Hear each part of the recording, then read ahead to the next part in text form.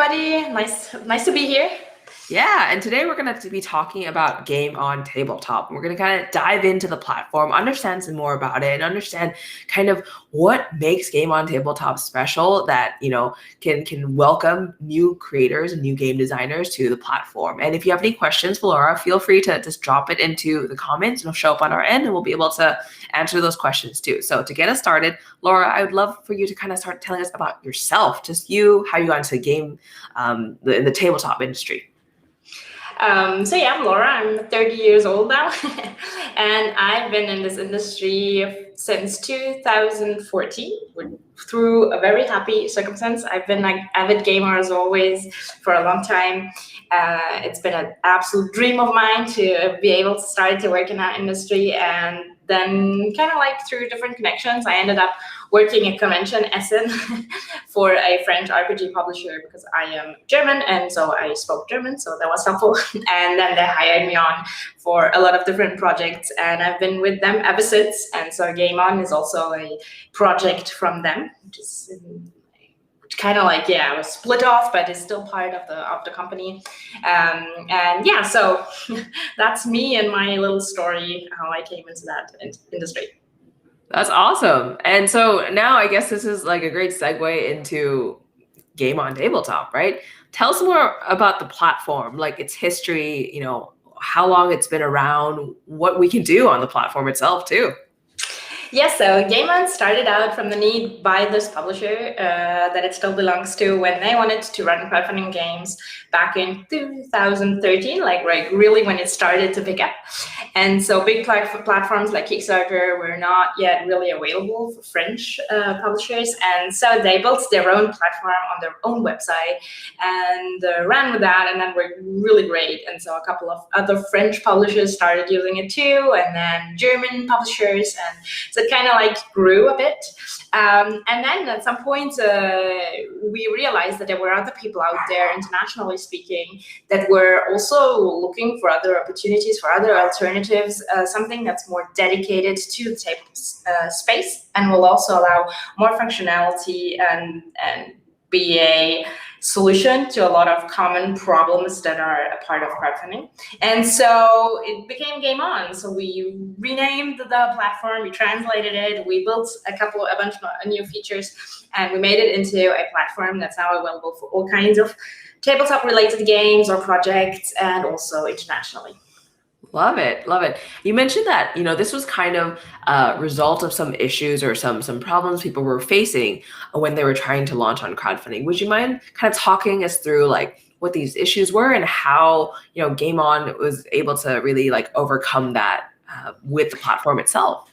Yeah, so I think a lot of the other more general platforms, they struggle with the fact that they have to deal with a lot of different industries. And so every industry comes with their own set of needs. And that's one of our advantages, is being able to be focused on the needs of the tabletop industry. And so I think the biggest point is obviously the fact that on many other platforms, you have only limited data that's available to you throughout the campaign. So a lot of projects have to go through something that's called a pledge manager to actually re-invite everybody, collect shipping address, collect additional funds, and sort that out through a third-party service provider, basically, that comes on top of the crowdfunding platform that you're already using, that you're already investing time in, that you're already paying. And so the biggest part is obviously that all of that is integrated into Game On, and also we try to work on a lot of features that make running a campaign easier. Like stretch goals are a thing that we acknowledge that every campaign has in some form, even if we see them used differently, but generally they're a big part of the tabletop crowdfunding as we know it today. And so there's something that's built into Game On. You set them up and they will unlock automatically. You don't have to go in there and switch out the images. And so, I think that's kind of like the spirit behind it is we look at tabletop crowdfunding, what it is, what it needs, and how we can provide services and that extent. Yeah, I love that you talk about how other crowdfunding platforms have so many audiences that they have to cater to, from like even just a creator standpoint, that it makes it difficult to just create like a suite of tools or software that helps that one like niche, like tabletop designers. And that Game On was able to really recognize their main core target demo and build out the tools necessary for that. So with this said, right, like, can you kind of tell us more about these tools? You talked about stretch goals, how it's like definitely something that every game has already, and then you make it easier to roll out. You talk about making it seamless to do pre-orders and go to like post-campaign pledge management. Can you kind of like tell us some more about how these kind of came to be and how they kind of work in the real world?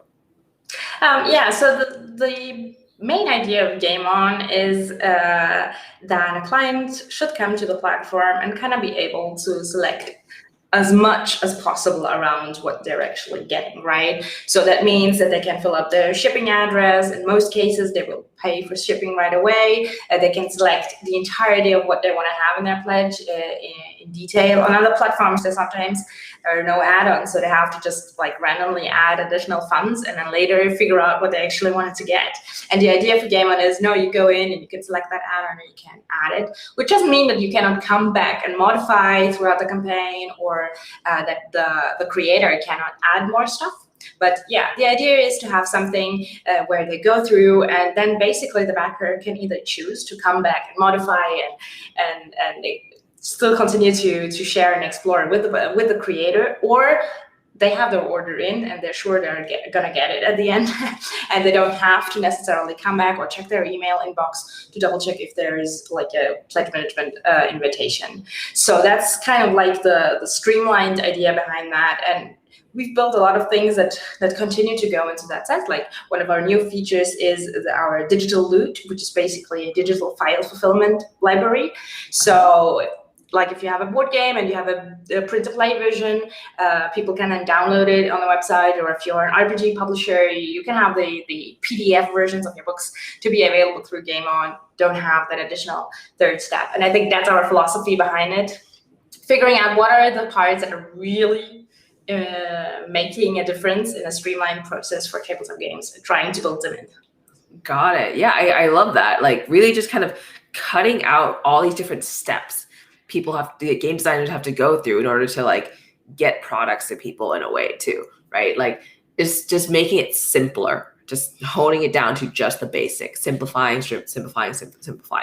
And from here, before I ask more about like what the future is for Game On, I wanted to talk about, since this is a marketing place where we talk about marketing, tell us about the marketing aspects. Like what is it like to market when on Game On, or even like before coming onto Game On? Like what is there any difference with Indiegogo, Kickstarter, GameFound, things like that? Like what is it like for creators?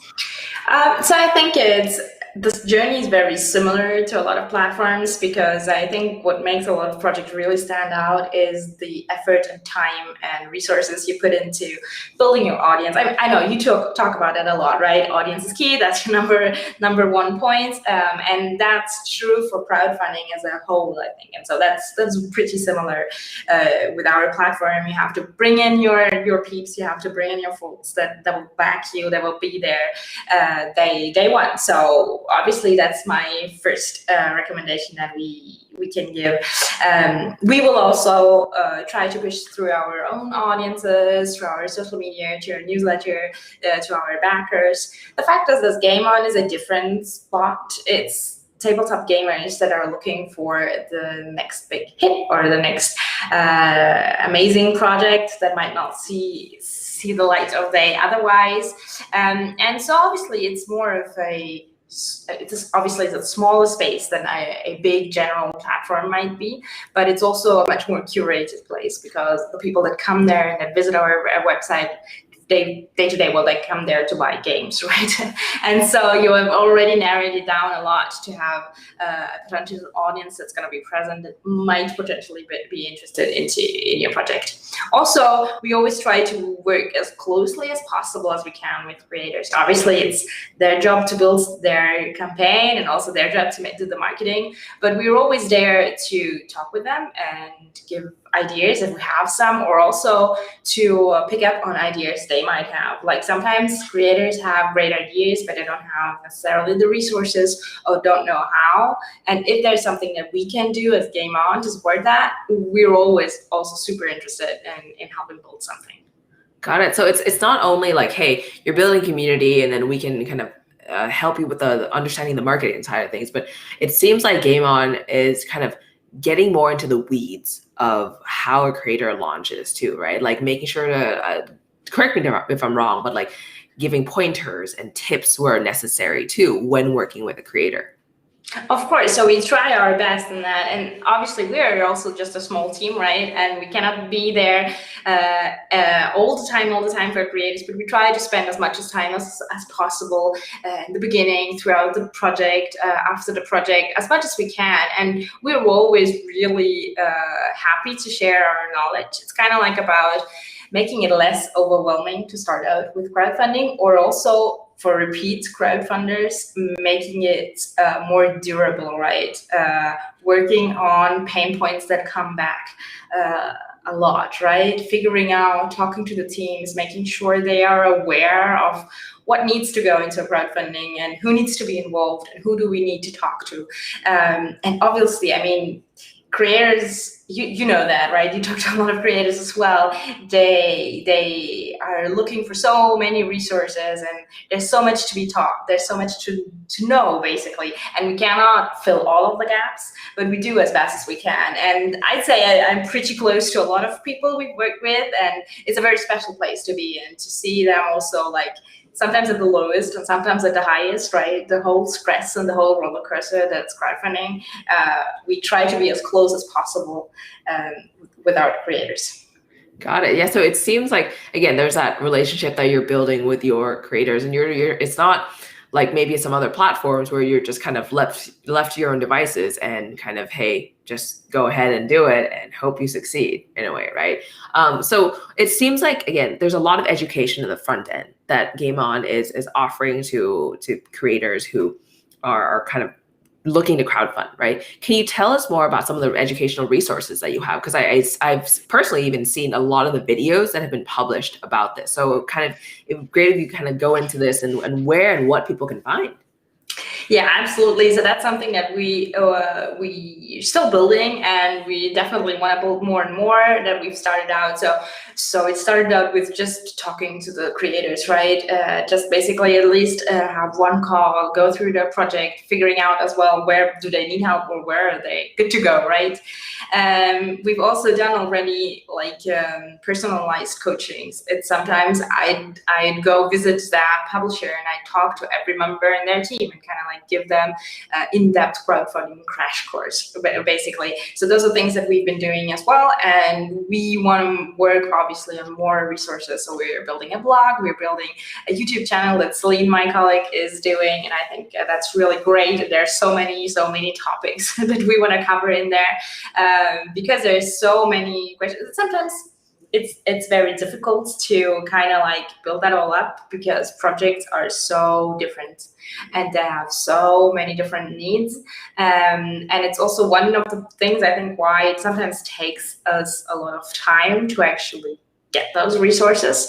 Because like if you just look at it from one point of view, like whether you're an indie creator or a huge company or a repeat crowdfunder, it's so different. It challenges your needs, the questions you might have, and what we're kind of like working on is keeping that in mind and building resources around all of that. And yeah, so I hope we continue to see more and more of those. We're also building spaces like our Discord server to have creators also be able to share their own experiences and stuff like that. So yeah, it's a lot of work that we are really trying to push forward as much as we can. I love it. I love that, again, you're working on really building up that content and pool of resources people can learn about, just like getting their game out there, from even, you said, indie designers all the way to like big publishers, right? And building out these resources for people to really come in and just learn, right? Because at the end of the day, the way to get the word out there about games and about everything that we're creating is to learn and kind of apply those strategies. So from here, you mentioned that, there's a team behind this, right? You mentioned Celine just now working on a lot of the content. I would love for you to kind of tell us about the team. What is everyone up to, and what's their specialty, and how are they contributing to building up Game On? Absolutely, with a pleasure, because I'm often the person giving these interviews because I kind of like, as a CEO, kind of see all the bits and pieces. But we have an amazing team mind behind the whole project that I love working with, and I know that they're achieving a lot. And we're still a tiny team. Sometimes people are like, "Oh yeah, you must be many people," but we're like not that many. So we have obviously Celine that maybe some people might have seen with on the YouTube channel who's running it. She's our brand and community manager, doing all of these things, building up, also trying to understand what are the best marketing features that we can also offer, and combine that for creators. And then always we have, obviously we have our sales people, which are in the forefront. So I'm still working with project creators, but most of it is now handled by Julia and David Lockwood. That's a lot of people, I guess, know around here as well, and they're creating and supporting all of those project managers throughout the time. And then we have our developers, and what I really love about our team is the fact that we're all very dedicated and we're all hardworking, but we're all like also split around the world, basically. So a lot of our people are obviously in France, but Julia is Lithuania and David is in the US, and also we have lots of girls around, which is, I know I've been there and I've seen that that's not that common as well, but it's also a super fun environment. And so yeah, I think it's empowering to see how much work goes in there and how the bits and pieces come together. Yeah, so it seems like, again, a powerhouse team and also a remote team, right? What is it like kind of working remotely, trying to help people launch and trying to kind of figure out all these moving parts just to keep a platform going, putting in creators and also supporting these creators too? What is that like? So we have a part of our team that's on site, but obviously with the whole pandemic situation, that's been a bit more crazy. And some of our collaborators also already worked around the world, like you said. And I think it's never been an issue for us. We love working together, and we also love supporting the project managers we work with. And I think it needs a lot of adaptation. It needs you need to be ready, right, to get on those calls in a different time zone whenever needed. And you also need to acknowledge that people need to launch in some very weird time frames, often the evening, and so sometimes there needs to be technical support around because they're testing a new feature, stuff like that. And there's a lot of goodwill in being there and embracing that adventure. And I think the biggest benefit that we are getting out of that is to see the differences of people working in different locations, different cultures, really see that tabletop industry as a whole and not just focused on one single location. Yeah, I love that. You have that diverse like perspective in a way, and also you get to see all the different parts of the industry too. So with this said, right, there's a lot of parts to games and a lot of parts to tabletop. What are the kind of focus? Maybe, I don't know if there is a focus, but what is the focus of games that are launching on Game On? Is there a particular focus, or is it any type of game coming to Game On? So we are obviously very happy to welcome any type of game or even game-related projects. Like we currently have a project of a game store, right? That's fine too, or it might be an app or something equivalent. And we do have a very strong audience of RPG publishers because historically we come from the RPG section, so obviously kind of like in Europe, it's, I'd say, really the most important platform for RPG projects. So obviously that's a strong strain, but apart from that, we have a bit of everything. I think generally family children's games are a bit less represented in crowdfunding. The target audience is not as strong, and so we also see that, but I'd say that's kind of similar in a lot of platforms, at least like games for younger children. But apart from that, we welcome all types of games, and we have all kinds of games as well in our platform, even though sometimes you might come on there and there are a lot of RPGs freshly launched. But yeah, we also are really proud about that as well because we love RPGs. So. But everything related to the tabletop industry, I think, makes sense for us completely because it's close enough that it's the same environment and we understand it well. I'm a gamer. Most of the people in our team are really avid gamers, and so it's about connecting all that, bringing that together, and making an even long-term success of that. Yeah, I love it. And from here, right, you're talking about how the different types of projects that come onto Game On and different types of projects that can be on Game On and you often see on Game On. From like a marketing standpoint, right, or from like a how to get the word out standpoint, what do you see are kind of maybe changes that are happening within the tabletop industry? How are you seeing people change the ways they market, they get the word out, they attract people to know their game? Because as we were talking about earlier, it's all about building an audience. It's all about bringing on your audience to a platform. So I think right now I'm in a point of really observing a lot, because last year was a very weird year, as everybody has noted, and there are a couple of people who really use that to their advantage in that kind of way, right? They really use the online presences really well, and we're innovative on that. And a lot of other people are still very concentrated on the way it sometimes works, like with conventions and face-to-face meetings and play testing, and all of those bits and pieces currently are kind of like shifting around and getting new strategies. So currently, I think it's a very interesting point, and for me, it's still too early to kind of like really say what's currently evolving, because I think still people are really testing out. But yeah, I'd say in general, for me, crowdfunding is still a lot about innovation. And it's what makes crowdfunding special. And so I kind of feel we kind of like go through waves where there might be a couple of crowdfunding projects that do really well, and then everybody's like, oh, I'm just going to do the way they did. And then these projects probably will do quite well as well for a while.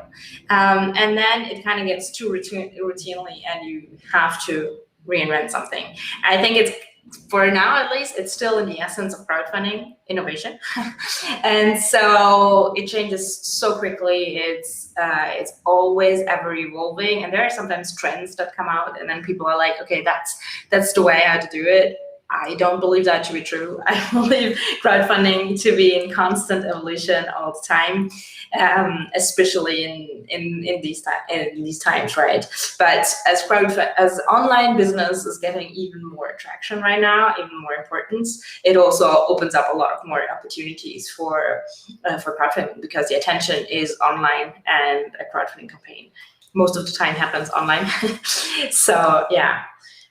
Get the attention of people out there, and don't stop to innovate. Got it. I love that. So when we're speaking of innovation, right? Clearly, Game On is building out tools very specific to the tabletop space and very specific to what creators need in the tabletop space.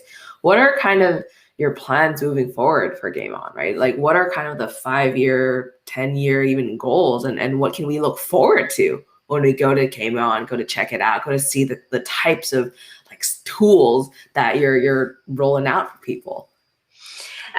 So I think in the crowdfunding spheres, 5-year, 10-year plans are a bit ambitious. Because I know it was a hard question. But apart from that, I think so. Right now, we've pushed out a lot of big features over the past couple of months, and so it's also a lot about stabilizing them and especially listening to feedback. That's also something that's always really important for us. So making them right, making them really perfect, evolving as well from the feedback that you can become. And then it's the same way around, right? We've hit a couple of big milestones that we wanted to hit, and we have a couple of other things lining up that I know are kind of like game changers for a couple of creators that are in the same sense as the marketplace we built, where they can sell over stock, or the digital loot that we built with the digital file fulfillment, right? Those are big milestones that streamline the process. And so I think that's the continuation of Game On. I'm not talking yet about the exact features until they're a bit more advanced. But yeah, I mean, that's our core, and that's what we try to achieve and move forward in that way, right? Building those tools, continuing to build those tools. Got it. Yeah, that sounds great. Again, innovation, moving forward, and just since Game On really knows who their target audience is, although you can't speak much to the future like features that are coming out and the big milestones that are coming out, I really do trust that the features will be very, very supportive of, gamers and the needs that they have, because they're, again, very specific to this particular niche too. And one of the questions that I had that I forgot to ask earlier is actually who and what countries can launch on Game On? Because obviously different crowdfunding platforms have different limitations on countries that are allowed. Is this worldwide? Is it specific countries? Like, can anyone launch? How does that work? So on the contrary to a couple of other platforms out there, we are really a service provider platform, meaning that we don't cash in the money on our end and then redistribute. It's the project managers that are going to collect their own money. So we're a bit less limited than some other platforms. It's more about whenever we start working with a new location, we try to figure out what are the specific needs. And so the number one feature is always going to be payment methods, because every freaking country in this world has their own preferences, right? I live in France, and our next door neighbors, Germany, they don't use credit cards as we do here in France, and they do wire transfers, right? So it's like that can be the biggest struggle, because we want to provide solutions for their cultural needs that fit, because it doesn't make a lot of sense to launch in your country when like a part of people cannot pay because they don't have a credit card, right? So I think that would be the biggest limitation. So far, we are mainly working with projects from the US, France, Germany, Italy, the UK, obviously Australia, and then a couple of other countries that we've worked with, obviously, like Belgium, Spain, Sweden, stuff like that. And then, like, if there's a creator from another country, the best is to reach out to us, and we will look into it. Is it already possible, right? Can you just go ahead and launch, or will we need to dig deeper? Also provide a language version that's more dedicated to that specific location, and so it's going to be in a case-to-case basis. Got it. Okay, so it's not like Kickstarter or Indiegogo where they use like Stripe, I believe, as a payment processing platform. Payment processor, and so there are very limited countries according to the payment processor. Game On does it a little differently. Yeah, so we also use Stripe as a default, but not every country has the possibility to work with Stripe. So sometimes we will build a new payment feature for that specific country if there is a need, and if we can work something out together, right? So those are things that are happening. The big differentiator is that we don't play the exact same role as Kickstarter might do, for instance, because we don't collect the money on behalf of the project manager. So that gives a lot of, it's more like marketplaces like eBay or stuff like that might manage it. And so that, I think that opens up more possibilities, because it allows us to offer different payment services based on location. And so, yeah. But then again, like I said, every country is so different. That's very difficult to say everybody can just launch, but everybody is definitely welcome, and we are always trying our best to look into if we can provide a service. Love it. I think this kind of point alone opens so many people's doors for launching on crowdfunding, because a lot of the time people struggle because they cannot launch on a platform like Kickstarter or Indiegogo just because of the limitations of the platform itself. But knowing that Game On, again, has the capability to work with individual people and kind of potentially build out custom solutions in a way is really, really kind of beneficial to a lot of people around the world. And you also touched on the fact that the payment for using Game On is a little different than any other crowdfunding platform. Can you kind of go deeper into that? How does Game On charge? What do people owe? Things like that. So I think there are a couple of crowdfunding platforms that do it the same way we do, but so basically it's like I don't know if there are anybody who's sold on eBay before, but basically when you're selling on eBay, you're connecting your PayPal account and then you receive the money, and eBay basically issues an invoice and you have to pay that amount of their commission. And so it's a very similar way how it works with us. We hook up with your own Stripe or PayPal account, and you collect the money and we will invoice our commission. So our commission is 5% from the total amount raised, but we don't charge that on shipping costs that you're billing. So let's say that your pledge is $50 and you have on top of that $10 of shipping costs, we will only charge our 5% on the initial $50 of your pledge. And then you will have the payment processing fees. But again, as this is connecting directly with your Stripe hook, right? You're paying the Stripe flat fees or the PayPal flat fees. There's no commission from Game On top of that. So if you, for instance, like on PayPal, you will have different rates potentially depending on the type of account you have. We will apply exactly the rates that you're generally getting because there's like no intermediate commission in there. Got it. Okay, that makes sense. So basically, it seems that people directly get the funds right away, rather than from like a Kickstarter, Indiegogo perspective. Those platforms hold the funds for like 15, 20 something days before it gets dispersed. But now, since you're more of like an eBay in a way, the funds go directly to the campaigner, the creator, to even like initiate production right away, for example, and then they get invoiced by the platform, you, at the end once everything is all wrapped up. Well, that's about it. Yes. Got it. Okay, that is a really, again, very key differentiator. Actually, a lot of people really worry about that 14-day time frame, those like 21-day time frame before funds get dispersed. So knowing that it's very instantaneous, and again, it's very custom solutions that you're bringing to game designers is really, really like a great unique point about Game On too. Yeah. Thank you. Yeah. And from here, right, like, what are kind of the things you're most excited about this year for Game On? I'm most excited about, that's a good question. I'm most excited about this year on Game On. I know obviously there are a couple of projects that are upcoming that I cannot talk about because I have to wait until the project manager announces them, but obviously I'm very excited about those.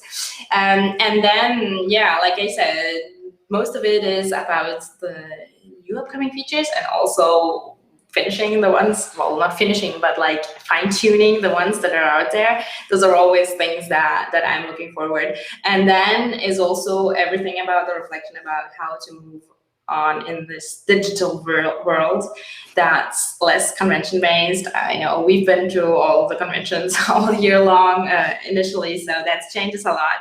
And I think we have a couple of ideas there as well, and I'd like to see our space evolve there a lot. So again, have to wait for formal announcements, but those are things that I think are personally exciting, innovating, and very, very interesting. Love it. I'm personally very excited about all the things that are coming up with Game On too, knowing all these different features that you're building out and all the very specific game tabletop niche tools are coming out. So with that said, thank you so much for your time, Laura. This was really, really educational, really helpful. And, I myself learned a ton today. So thank you so much for being on. Thank you so much for having me. It was a pleasure. Yeah. And for everyone else, if you have any other questions for Laura, just leave it into the comments chat section of wherever you're watching this, and she'll be able to get back to you. All right.